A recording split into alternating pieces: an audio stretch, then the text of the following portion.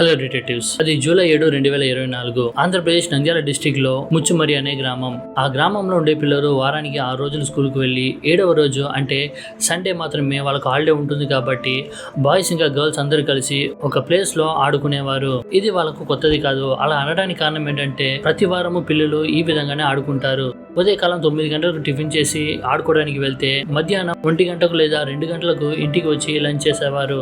ఈ విధంగానే ప్రతి ఆదివారం గడుస్తుంది. ఈ విధంగా ఆ పేరెంట్స్ కూడా అక్కడ ఉన్న పిల్లలను అంతగా పట్టించుకునేవారు కాదు. కారణం ఏంటంటే ఇక్కడనే పిల్లలు ఉంటారు, ఇంకా ఇక్కడనే ఆడుకుంటారని ఒక నమ్మకం వాళ్ళకు ఉండేది. సో అందుకు పిల్లలను అలా వదిలేసి వాళ్ళు పనికి కూడా వెళ్తుంటారు. అలా ఒక రోజు ఏమైందంటే 8 ఏళ్ళ ఒక చిన్నారి ఆ రోజు సండే కావటం వలన వాళ్ళ అమ్మకు అమ్మ నేను ఆడుకోవడానికి వెళ్తున్నా అని చెప్తుంది. ఆ చిన్నారికి ఒక అక్క ఇంకా ఒక తమ్ముడు కూడా ఉన్నాడు. వాళ్ళ అమ్మ ఏమంటుందంటే దూరం వెళ్లకుండా ఇంటి దగ్గరనే ఆడుకోని చెప్తుంది. కానీ ఆమె ఏం చేస్తుందంటే సరే అని చెప్పి అలా ఆడుకోవడానికి వెళ్తుంది. అలా ఆ విధంగా ఉదయకాలం 9 గంటలకు వెళ్ళిన ఆ చిన్నారి తిరిగి ఇంటికి రాలేదు. అలా ఆ చిన్నారికి ఏమైంది, చిన్నారిని చివరికి కనుగొన్నారా లేదా?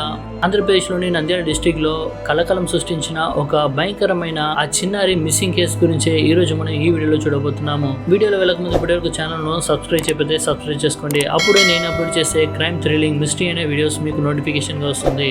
నేను మీ Dinesh. Welcome to detective DJ.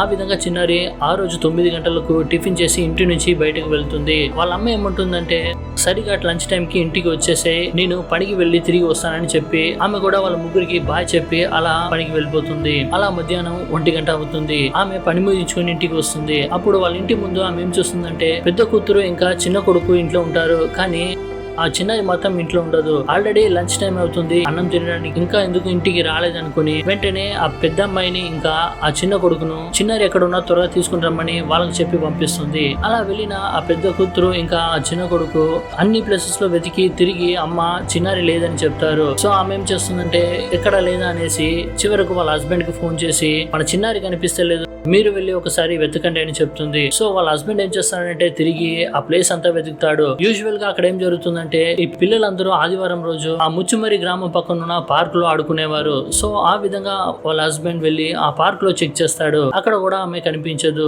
మరలా ఇంటికి వచ్చి చిన్నారి లేదని చెప్తాడు.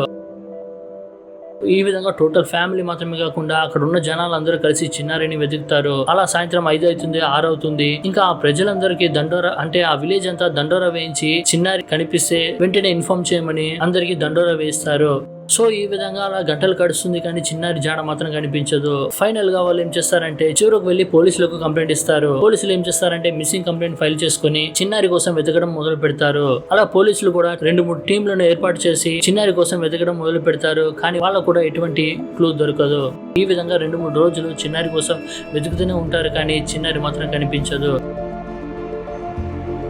అలా ఒక 4 రోజులు అయిన తర్వాత అక్కడున్న పోలీస్ ఆఫీసర్ ఏం చేస్తానంటే ఆ గ్రామంలో ఉన్న పిల్లలందరినీ ఒక ప్లేస్ కి తీసుకుని వచ్చి మీలో ఎవరైనా చిన్నారిని చూసారా లేదా, ఒకవేళ చూస్తే మాకు చెప్పండి, మీకు బిస్కెట్, చాక్లెట్ ఇస్తామని చాలా మంచిగా ఆ పిల్లలతో మాట్లాడారు. ఇలా ఈ విధంగా మాట్లాడేటప్పుడు ఆ గుంపులో ఒక చిన్న పాప వచ్చి ఏమంటుందంటే నేను చిన్నారిని చూసానని చెప్తుంది. సో ఈ విధంగా పోలీసులు ఏం చేస్తారంటే ఆమెను దగ్గర తీసుకొని ఎప్పుడు చూసావో, ఎక్కడ చూసావని అడుగుతారు. అప్పుడు ఆమె ఏమంటుందంటే నేను చివరిసారిగా చిన్నారిని చూసేటప్పుడు ఆమె పార్క్ లో ఒక అన్నతో మాట్లాడుతూ ఉండడం నేను చూసానని చెప్తుంది. అప్పుడు పోలీసు ఏం చేస్తారంటే అన్న ఎవరు అని అడుగుతారు. సో అప్పుడు ఆమె ఏమంటుందంటే ఇక్కడ ఆ అన్న లేడని చెప్తుంది. ఆ తర్వాత పోలీసులు ఆ గ్రామంలో ఉన్న బాయ్స్ అందరిని తీసుకుని వచ్చి లైన్ గా నిలబెట్టి ఇందులో ఎవరైనా నువ్వు చెప్పినట్టు ఆ అన్న ఉన్నాడా అని అడుగుతారు. అప్పుడు ఆ చిన్న అమ్మాయి ఏం చేస్తుందంటే ఒక అబ్బాయిని చూపిస్తుంది. ఎప్పుడైతే ఆ అబ్బాయిని చూపిస్తుందో వెంటనే పోలీసులు అతన్ని పట్టుకుని తీసుకుని వెళ్లి ఆ రోజు ఏం జరిగిందని అడుగుతారు. ఎప్పుడైతే ఆ అబ్బాయి నోరు తెరుస్తాడో టోటల్ నంద్యాల డిస్టిక్ షేక్ అయిందని చెప్పాలి. అలా ఆ అబ్బాయి ఏం చెప్పాడు అనేది మనం చూద్దాం. అలా 13 ఏళ్ళ అబ్బాయి ఏమన్నాడంటే స్టార్టింగ్ లో పోలీస్ వాళ్ళ కాడ మాట్లాడడానికి చాలా భయపడ్డాడు, కానీ చివరికి అతను నోరు విప్పాడు. చిన్నారి మిస్ అవ్వడానికి ఇంకా ఇద్దరు కూడా కారణమని చెప్పాడు. అప్పుడు పోలీసులు ఏమనుకున్నారంటే బహుశా ఇతని కంటే పెద్దవాళ్ళు, అంటే ఇతనికి 13 ఏళ్ళు, ఇతని కంటే పెద్దవాళ్ళు ఎవరైనా ఆమె మిస్ అవ్వడానికి కారణమే ఉంటుందని వాళ్ళు అనుకున్నారు. కానీ ఆ అబ్బాయి ఏమన్నారంటే 12 ఏళ్ళ అబ్బాయి ఇంకా 10 ఏళ్ళ అబ్బాయి అని చెప్పాడు. సో ఈ విషయాన్ని విన్న పోలీసులు షాక్ అయ్యారు. తర్వాత ఆ రోజు ఏం జరిగిందో స్టెప్ బై స్టెప్ గా చెప్పని చెప్పడం వలన ఆ అబ్బాయి ఏమన్నాడంటే ఆ సండే రోజు హాలిడే ఉండటం వల్ల పార్క్ కు వచ్చి మేము ముగ్గురము ఆడుకుంటున్నాము. అప్పుడు ఆ చిన్నారి మాతో వచ్చి మాట్లాడుతుంది. ఇప్పుడు మేము ఏం చేసామంటే ఆమెను పార్క్ పక్కకు తీసుకుని వెళ్లి ఖాళీ స్థలంలో అత్యాచారం చేశామని చెప్తాడు. ఈ విషయాన్ని విన్న పోలీసులు నిజంగా ఆ అబ్బాయి మాట్లాడేది నిజమా లేక అబద్ధం మాట్లాడుతున్నాడా అనే సందేహం వచ్చింది. సరే ఇప్పుడు ఆమె ఎక్కడ ఉందని అడిగేటప్పుడు ఆ అబ్బాయి ఏమంటాడంటే ఆమె చనిపోయింది అంటాడు. ఏంది చంపేశారని మరలా షాక్ అవుతాడు. ఎందుకురా చంపేశారంటే మాకు చాలా భయం వేసింది, ఒకవేళ ఆమె వెళ్ళి నిజం చెప్తే మా ముగ్గురిని అందరూ కొడతారు కాబట్టి మేము అందుకు ఆమె చంపేశాము అని చెప్పారు. తర్వాత ఆ డెడ్ బాడీ ఎక్కడ అని అడిగేటప్పుడు వాళ్ళు ఇచ్చిన సమాధానం ఏంటంటే ఒక్కొక్కరు ఒక్కొక్క ప్లేస్ లో డెడ్ బాడీ అక్కడ ఉంది ఇక్కడ ఉంది అని చెప్తున్నారు, కానీ నిజంగా ఆ డెడ్ బాడీ ఎక్కడ ఉందని వాళ్ళకు కూడా తెలియదు. అక్కడే ఒక ట్విస్ట్ ఉందన్నమాట. ఆ ట్విస్ట్ ఏమిటంటే వాళ్ళు ఆ చిన్నారి యొక్క డెడ్ బాడీని పడేయలేదు. యాక్చువల్లీ ఆ రోజు ఏం జరుగుతుందంటే ఎప్పుడైతే ఈ ముగ్గురు పిల్లలు ఆ చిన్నారిని గ్యాంగ్ రేప్ చేసిన తర్వాత ఎక్కడ ఈమె వెళ్ళి అందరికి చెప్తుందేమో అనేసి ఆమెను గొంతు పిసికి ఆ ముగ్గురు అక్కడనే చంపేసి ఆమెను తీసుకుని వెళ్ళి ఆ కెనాల్ పక్కన ఉన్న ఒక ముళ్ళ పొదలో దాచిపెట్టేస్తారు. దాచిపెట్టిన తర్వాత ఇంటికి వెళ్ళి వాళ్ళ పేరెంట్స్ కి చెప్తారు. ఎప్పుడైతే ఈ విషయాలు వాళ్ళ పేరెంట్స్ వింటారో వెంటనే వాళ్ళు ఏం చేస్తారంటే ఇది ఆ గ్రామం అంతా తెలిసే చాలా పెద్ద ఇష్యూ అవుతుంది కాబట్టి వాళ్ళ పిల్లల్ని ఎలాగైనా కాపాడాలనేసి వెంటనే ఆ పేరెంట్స్ బైక్ లో వచ్చి ఆ కెనాల్ దగ్గర ఉన్న ఆ చిన్న డెడ్ బాడీని తీసుకుని పెద్ద రాయి చుట్టి ఆ డెడ్ బాడీని ఆ కృష్ణా నదిలో పడేస్తారు. ఈ విషయము ఎలాగో అలాగా కావడం వలన పోలీసులు ఆ ఇద్దరు వ్యక్తులను తీసుకుని వెళ్లి ఇంటరాగేట్ చేసేటప్పుడు వాళ్ళు నిజాలు బయటపడ్డారు. వాళ్ళు ఏమన్నారంటే చిన్నారిని తీసుకుని వెళ్లి కృష్ణా నదిలో పడేశామని చెప్తారు. సో ఆ తర్వాత పోలీసులు ఏం చేస్తారంటే scuba drivers, under water camera, drones, ఇంకా NDRF ఇలాంటి అన్ని టీంలను తీసుకుని వచ్చి ఆ కృష్ణా నదిలో వెతకడం మొదలు పెట్టారు. ఈ వీడియోను నేను రికార్డ్ చేసేంత వరకు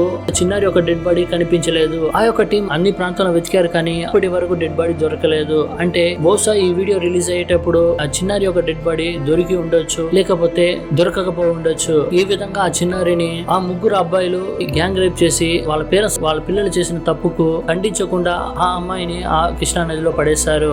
ఈ కేసు అనేది ఇంకా నడుస్తుంది. కొంతమంది ఏమంటున్నారంటే ఆ డెడ్ బాడీని ప్లేస్ లో దాచిపెట్టి కృష్ణా నదిలో పడేశామని ఉట్టిగా చెప్తున్నారని కొంతమంది చెప్తున్నారు. ఒకవేళ డెడ్ బాడీ కనిపించకపోతే ఆ కేసు అనేది చెల్లదు కాబట్టి ఈ విధంగా కొంతమంది థియరీస్ ని చెప్తున్నారు. సో డిటెక్టివ్స్ ఈ ముగ్గురు అబ్బాయిలు చేసిన విషయాలను చూస్తే వాళ్ళకి ఎటువంటి శిక్ష వేస్తారో నాకైతే అసలు అర్థమవుతలేదు. అంటే శిక్ష వేయడానికి అంత పెద్ద మనుషులు కారు, శిక్ష వేయకుండా ఉండడానికి వాళ్ళు చేసిన పని అంత చిన్నది కాదు. బ్రూటల్ గా ఒక అమ్మాయిని ఈ విధంగా చేశారంటే ఇది ఒక చాలా పెద్ద క్రైమ్. పోలీసులు డీప్ ఇన్వెస్టిగేషన్ తర్వాత చెప్పిన విషయం ఏమిటంటే ఆ పిల్లలు ముగ్గురు ఎక్కువగా మొబైల్ వాడేవారని, ఇంకా అందులో గేమ్స్ మాత్రమే కాకుండా అందులో అడ్డమైనవి చూస్తూ అంటే అశ్లీలమైన వీడియోస్ చూడటం వల్లనే ఇటువంటి కార్యాన్ని వాళ్ళు చేస్తారని పోలీసులు చెప్తున్నారు. ఈ కేసు గురించి మీ యొక్క థాట్ ను కామెంట్ లో చెప్పండి. నార్మల్ గా పెద్దలకు పడే శిక్షనే ఆ ముగ్గురు అబ్బాయిలకు పడాలా లేకపోతే వాళ్ళకి ఎటువంటి శిక్ష పడాలనేది మీరు కామెంట్ లో చెప్పండి. ఈ వీడియో నచ్చితే లైక్ చేయండి, షేర్ చేయండి, తప్పకుండా ఛానల్ ను సబ్స్క్రైబ్ చేసుకోండి. మళ్ళీ ఒక అవసరమైన వీడియోతో మీ ముందుకు వస్తాను. Until then bye.